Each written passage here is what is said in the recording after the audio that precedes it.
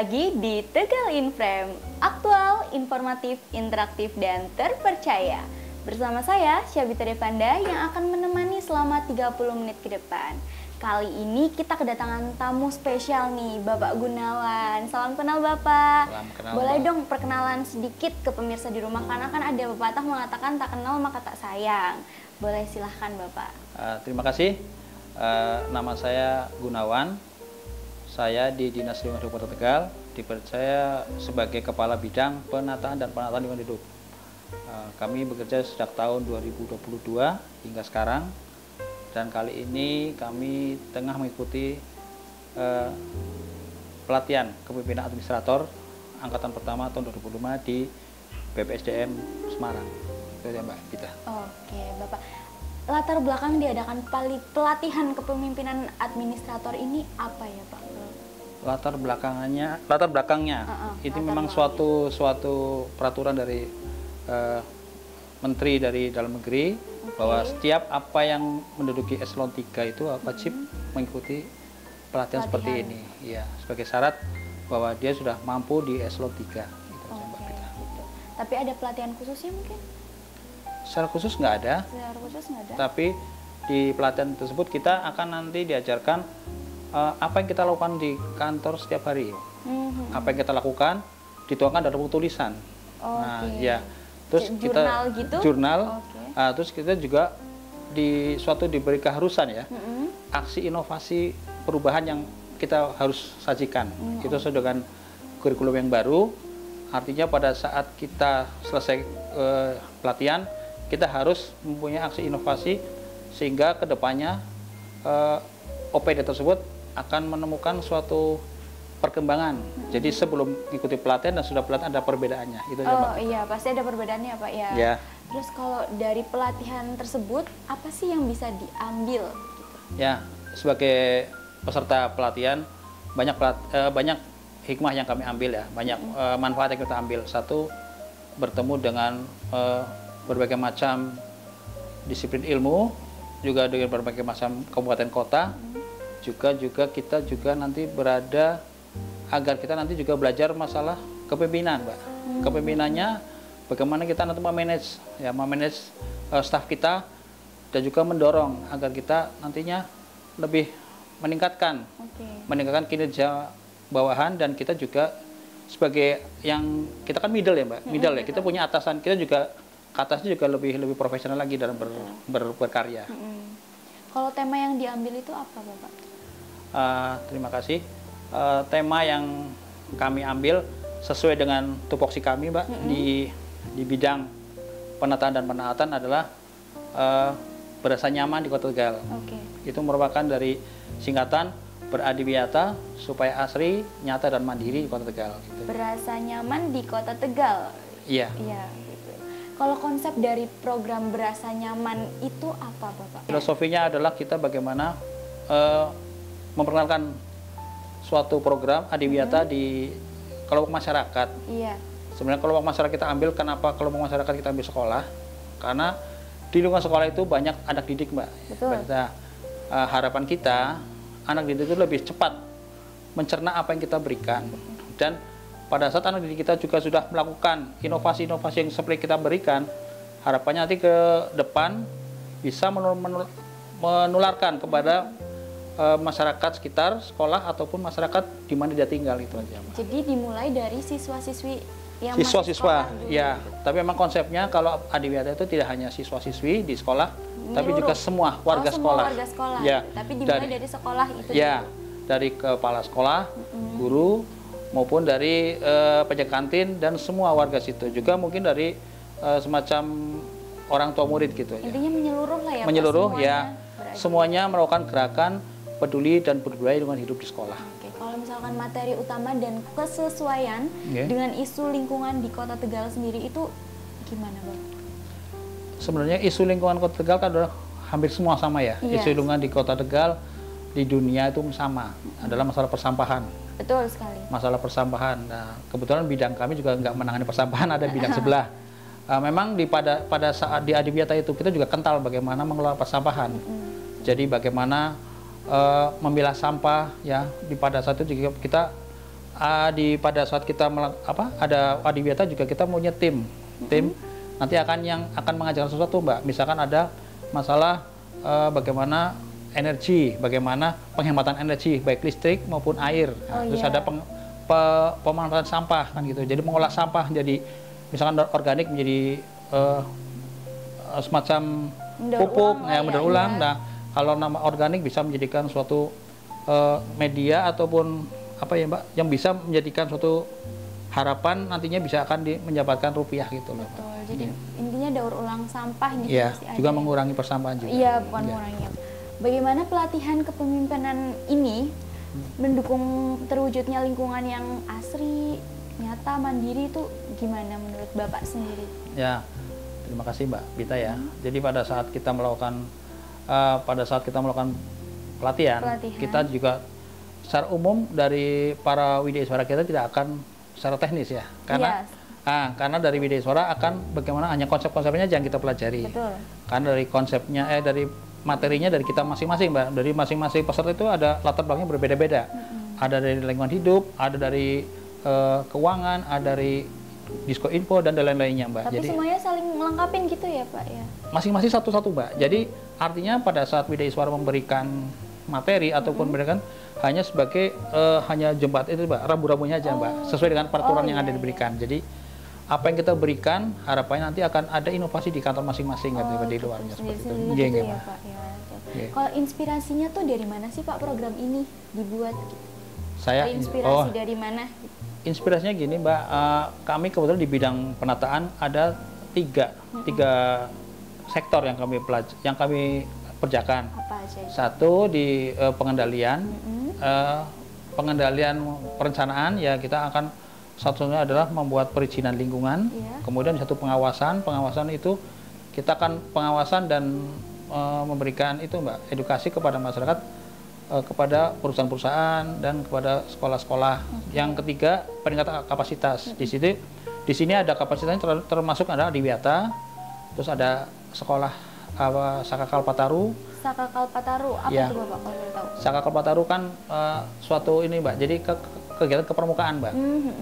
Karena yang membina kita Dinas Lingkungan Hidup kita ambilnya Saka Kalpataru Mbak. Ya, memang semua OPD sekarang juga di push supaya memiliki suatu organisasi Mbak kepermukaan.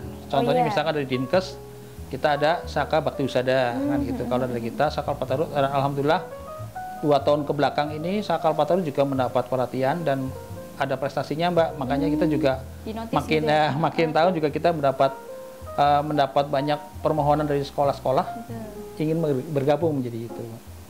Tapi pada saat kita memilih ada antara adiwiyata dan Saka Kalpataru, saya melihat itu progresnya melihatnya banyak di adiwiyata kan gitu. Karena lebih banyak ini Mbak. Unsur ya, unsurnya yang banyak yang terlibat banyak Mbak dari Saka Kalpataru ya. Lebih familiar juga mungkin di siswa-siswi ya. Dan seperti Mbak ketahui juga kita di Kota Tegal ada 350 sekolah, 250 ya. Dan kita masih baru 39 sekolah yang baru adiwiyata, jadi sekitar 15%. Nah, kalau dari Bapak sendiri gimana sih Pak sebagai pemimpin dapat menginspirasi program adiwiyata ini di program Bapak ini, maksudnya Pak program adiwiyata, gimana cara menginspirasinya? Terima kasih Mbak Bita ya. Sebenarnya inspirasi ini juga datang bukan dari kita pribadi langsung Mbak, dari teman-teman dan dari sekolah-sekolah yang mendukung kami Mbak, usaha kami. Tapi kami karena banyak dukungan itu makanya kita langsung mempunyai semangat Pak, semangat bersama. Inspirasi adalah ingin membangun Mbak suatu kelompok masyarakat, di mana kelompok masyarakat itu dimulai dari sekolah, mengelola lingkungan hidup dengan baik Mbak. Artinya peduli dengan lingkungan hidup. Karena kalau kita lihat ya Mbak, kalau nggak dari kita yang peduli dengan siapa lagi Mbak? Iya betul. Nah, kalau nggak dari kita siapa lagi? Iya, karena saya lihat juga kepedulian masyarakat dengan lingkungan itu juga dinilai sangat ini Mbak, sangat minim.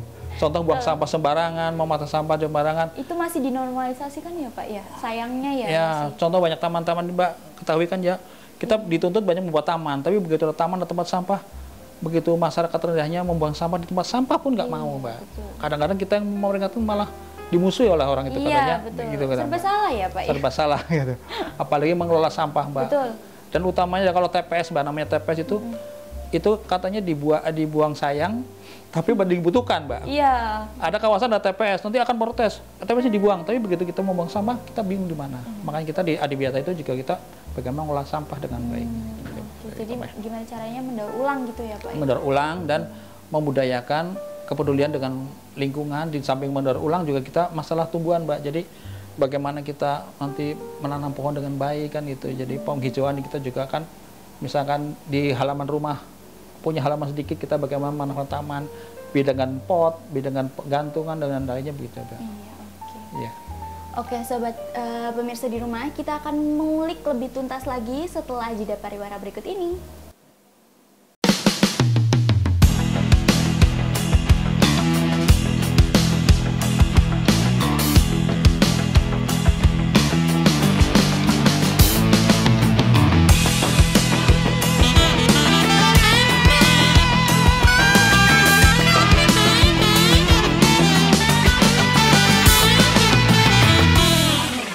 Hotel Beras Merah Premium, yang organik pasti beda.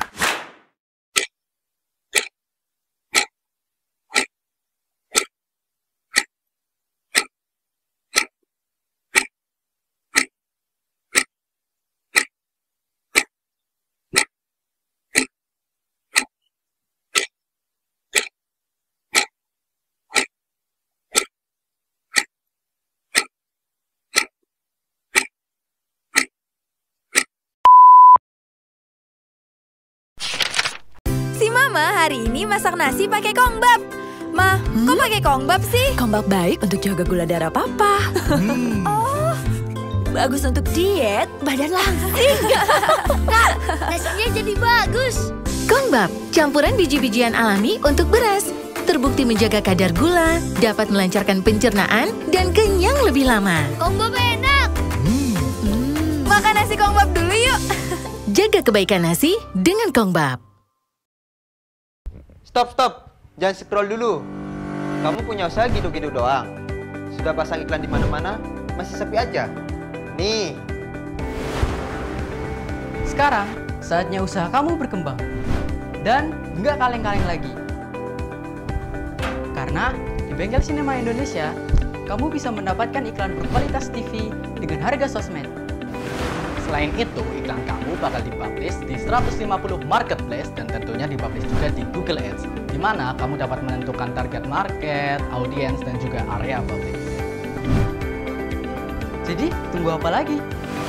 Konsultasikan dengan marketing official kamu.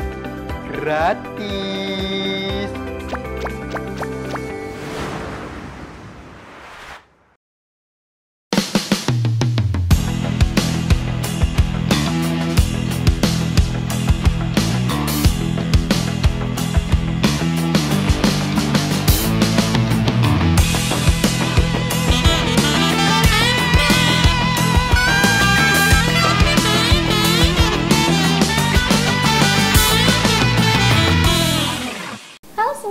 Balik lagi di Tegal in Frame. Seperti janji saya tadi, kita akan mengkupas tuntas lebih dalam seputar program Adiwiyata.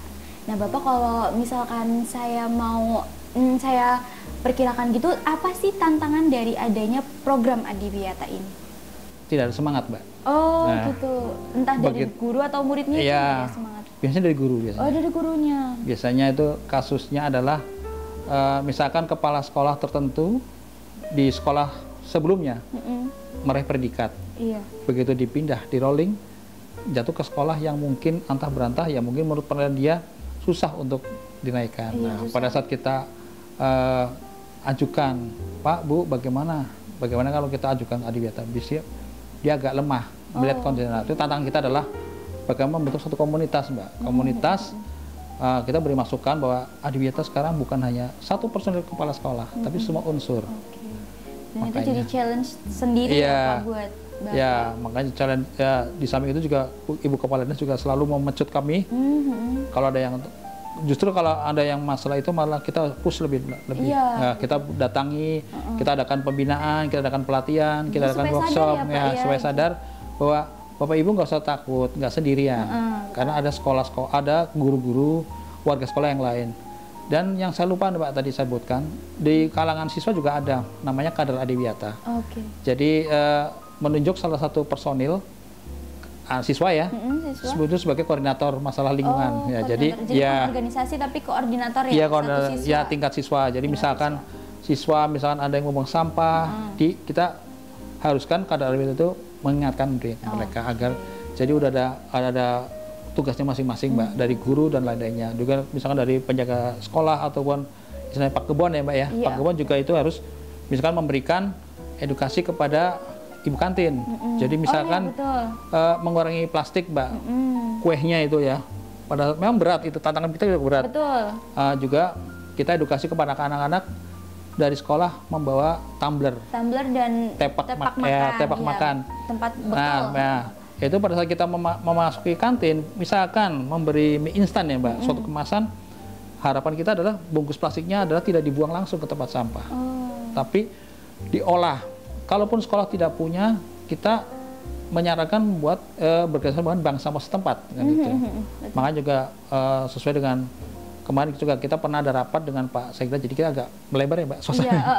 Kemarin Pak Sekda kan juga meringan kepada Dinas Lingkungan Hidup karena ini usia TPA kita kan sudah di ultimatum oleh kementerian harus ditutup tahun 2026 ya. Jadi pada saat itu kita harus memberdayakan masyarakat tahu sadar bahwa nanti kalau TPA ditutup kita bagaimana. Jangan sampai terjadi semacam darurat sampah seperti di kabupaten lain. Jadi memberdayakan bank sampah, makanya gitu kita mengelola sampah baik yang organik maupun non-organik Mbak. Jadi kalau di sekolah tadi Mbak kembali lagi, jadi sekolah misalkan dari penjaga sekolah membuka warung apa-apa, harapannya kemasan plastiknya akan dikumpulkan, akan dikelola sendiri. Kalaupun tidak, nanti bisa salurkan ke bank sampah setempat gitu. Kita bantu perhubungannya. Iya, gitu. jadi challenge terbesarnya Bapak itu menggugah semangat buat mereka yang masih menyepelekan itu ya Pak. Dan saya tidak sendiri karena teman-teman kami kebetulan di bidang kami rata-rata perempuan Mbak. Oh iya. Jadi lebih luas ya Pak. Lebih luas dan lebih galak Mbak. Iya betul sekali. Makanya tadi menghadapi berita lebih galak, ada staf kami lebih galak lagi. Kadang-kadang juga kami dimarahin Mbak pada saat kita nggak bisa galak. Iya galak. Makanya tadi juga kalau misalkan kita menghadapi tantangan, staf kami lebih galak Mbak. Lebih tegas lah ya. Lebih galaknya maksudnya dengan kita, ayo Pak kita gerakan lagi Pak. Kalau yang lainnya gitu seperti itu Mbak. Jadi kita bagaimana memberdayakan Mbak, pemberdayaan kepada masyarakat, kemudian memberikan pelatihan kepada guru-guru agar bisa lebih komunikatif lagi. Oke, tapi dalam sosialisasi itu ada kegiatan yang mendorong adiwiyata nggak Pak? Dari saya atau dari dari Bapak? Dari kita adalah satu target gini Mbak, yang tadi saya kata awal, dari data kita sekolah yang kita dapatkan di Dinas Pendidikan, ada 250 sekolah. Semua tingkatan Mbak, dari SD, SMP, SMA, yang kita yang kebetulan dari kewenangan kita, maupun dari kewenangan provinsi Mbak. Tapi dari 250, terakhir tahun 2024 kemarin kita baru 39 sekolah yang menyandang gelar adiwiyata. Oh, berapa sekolah Bapak? 39 dari 250. Dari 250. Jadi kalau di persentase sekitar 15,6% Mbak. Sangat kecil ya Pak. Nah makanya kami juga mengambil aksi perubahan ini ingin mendongkrak Mbak dengan sebelum adanya perubahan dan setelah perubahan mudah-mudahan ada peningkatan Mbak yang meningkat seperti itu. Memang target kita di jangka pendek ada 8 sekolah Mbak. Di jangka menengah kita 5 sekolah. Di jangka panjang kita mungkin bisa mencapai 5 sekolah berikutnya. Yang penting kita terlalu banyak tapi semua terpenuhi kan gitu. Jadi ini masalah yang lagi ditindaklanjutin banget ya Pak. Iya. Lewat presentasinya Pak ya. Lah ya dari 250 itu kita menggugah itu memang susah. Iya. Nah, jadi permasalahan juga sama. Terus kemudian masalah pembiayaan. Padahal kami sudah memberikan dengan peraturan yang baru dari Permen 52 dan Permen 53 LHK itu memang tidak ada biaya Mbak, tidak ada biaya. Bagaimana sekolah itu mengelola yang ada di sekolahnya Mbak. Jadi meminimkan biaya kan gitu. Makanya kadang kalau sekolah itu Pak biayanya terlalu berat, padahal itu bisa ditekan dengan pengadaan lain-lainnya. Jadi itu aja Mbak dari kami. Itu kalau misalkan ada niat juga bisa itu ya Pak. Iya Mbak, bisa. Alasan gitu. Iya kadang-kadang gitu kadang sekolah menekan terlalu banyak lomba jadi kita keberatan kan gitu. Jadi betul. Tapi kalau contoh nyata, misal ada sekolah yang berprestasi gitu dari program adiwiyata. Oke. Ada Mbak. Jadi contoh prestasinya ya, contohnya saya akan mengatakan ya, di tahun 2000 tahun lalu kita ada alhamdulillah dari tingkat nasional kita ada 5 mendapat 5 predikat, 1 mandiri Mbak, jadi tertinggi. Ada lagi memang tingkat ASEAN, tapi di Tegal belum ada di Jatibarang Mbak, itu ada SMA sudah tingkat ASEAN Mbak. Oh, di Jatibarang? Iya. Nah itu memang sekali, ya itu dari tingkat SMA, jadi kita pernah studi banding ke sana. Jadi dari semuanya kita juga belajar dari mereka. Tapi dari mandiri kita memang baru 1 Mbak. Baru 1? Ya, itu pun dari SD Keturen Mbak. SD Keturen, Keturen itu. Pas juga kemarin kepala sekolahnya sebagai hadiah dia pensiun. Begitu pensiun dia mendapat penghargaan. Tapi juga tantangan dari kami juga memberikan kepada motivasi dari guru-guru setempat. Artinya apa? Pada saat kepala sekolah udah pensiun, jadi beban ada di guru-guru yang lainnya agar prestasinya bisa lebih baik lagi. Iya, betul. Karena kayak dengan dia udah pensiun, semoga bisa lebih baik lagi. Iya, ya itu Mbak. Memang ada perbedaannya Mbak, kalau nasional dan mandiri. Iya.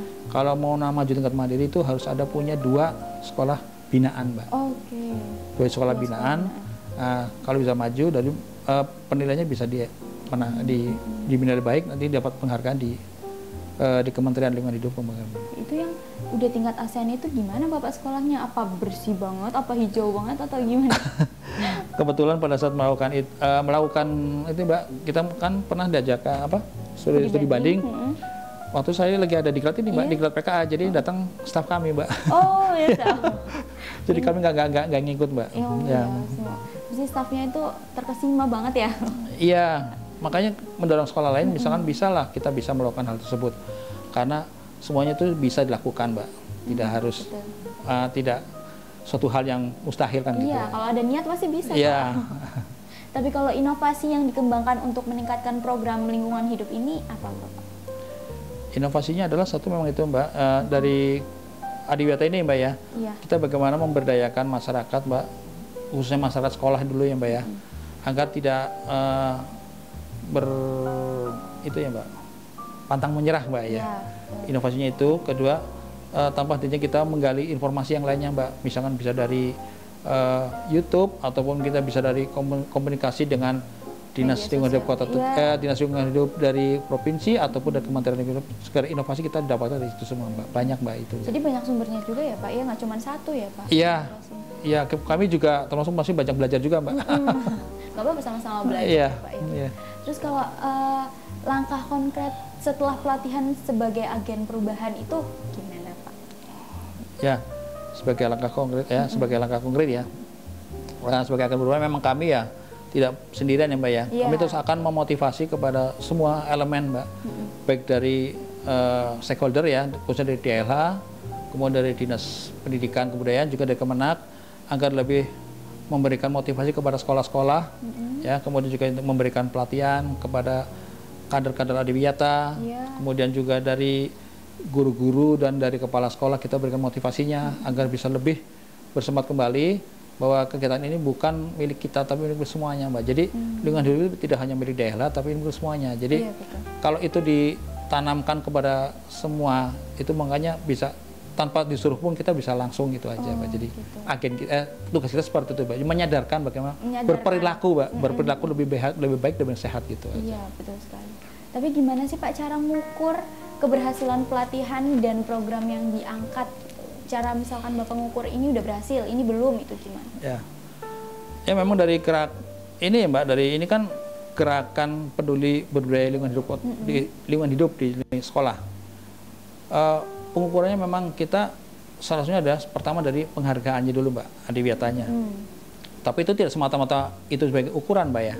Ukurannya adalah kita bagaimana begitu ke sekolah itu semua elemen masyarakat yang di sekolah itu perilakunya sudah berubah Mbak. Berubahnya bukan berubah menjadi transformer atau apa, tapi bagaimana berubah dia melakukan lingkungan hidup dengan baik Mbak. Misalkan ada sampah pun tidak harus pemerintah, tidak diambil ya. Kemudian kemudian tempat sampah yang tadinya ada terpilah juga langsung terpelihara dengan baik. Kemudian keran-keran air yang bocor bisa diperbaiki, karena keran air yang bocor juga akan membuang air Mbak, itu juga memboroskan, itu. Kemudian bagaimana penghijauan Mbak, tanaman-tanaman yang sudah rusak kita ganti, itu pun demikian tanpa kita suruh, harganya seperti itu. Jadi kepekaan masyarakat aja Pak itu cara mengukur keberhasilan. Bagaimana keberhasilan aja. Jadi sampai penghargaan penghargaan adalah sebagai simbol aja, Iya, Mbak. betul. Dan juga memberikan motivasi, Mbak. Loh, kamu harusnya lebih malu loh dapat penghargaan seperti ini loh. Betul. Kalau perlakuannya masih seperti itu kan gitu. Jadi ini sebagai penghargaan adalah sebagai simbol bahwa Anda harusnya lebih bagus lagi daripada yang nggak punya penghargaan. Betul gitu. sekali. Kalau misalkan harapan Bapak untuk kemajuan lingkungan di Kota Tegal ini ada nggak Pak? Atau himbauan gitu untuk masyarakat Kota Tegal? Kalau harapannya memang, kalau harapan kami dari Dinas Lingkungan Kota Tegal adalah dari Adiwiyata memang merupakan suatu benih ya, embrio. Artinya apa? Dari sekolah itu kita akan berkembang ke kelompok masyarakat lainnya, baik dari pemerhati lingkungan ataupun kelompok-kelompok masyarakat yang ada. Bisa dari tingkat RT, RW dan lain-lainnya, sehingga apa? Lingkungan hidup yang tadinya mungkin kotor bisa lebih baik, dan tanggung jawab kita tidak hanya di Dinas Lingkungan Hidup, karena sampah, pengelolaan sampah ataupun lainnya untuk menjaga bumi ini menjadi tanggung jawab kita semua. Itu aja Mbak dari kami, Mbak. Nah, udah nggak terasa banget nih, kita udah sampai di penghujung acara. Terima kasih banyak Bapak Gunawan atas informasinya. Semoga bermanfaat untuk saya dan pemirsa di rumah. Terima kasih Mbak. Saya juga mohon maaf Mbak, barangkali ada kata-kata kami yang tidak salah dan mungkin menyinggung perasaan semua, baik para pemirsa maupun dari Mbak-mbak sini juga. Terima kasih. Ya, terima kasih Bapak. Saya Syabita Devanda pamit undur diri. Jangan lupa like, komen, dan juga subscribe serta nantikan episode selanjutnya.